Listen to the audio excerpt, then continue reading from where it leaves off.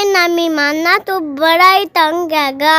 हर रोज मुंह चुक के टुरे होंदे न। मैं तो बाजार दे विचों समान ही लिया के थक गया हैगा।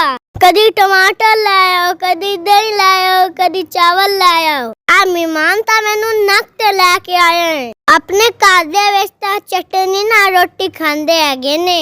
साडे घर विच आके उन्हां दे नखरे ही नहीं चुके जांदे। पता नहीं पेंडू जा किथों मुंह चुक के आ जांदे। एलानी मां ऐसमान तेरा आउण मेरी जान छड़। चल दफा उस्मान जाके किराया लेके आ। अच्छा जी मैं लेके आंदा हैगा। सारियां गलतियां मेरे प्यो दियां हैगियां ने। ना रन मुरीदियां करदा ना मैनू इल्जाम चुकना पैंदा। ओ कौन हैगा? ओ भाई बार मार किराया दे मकान दा।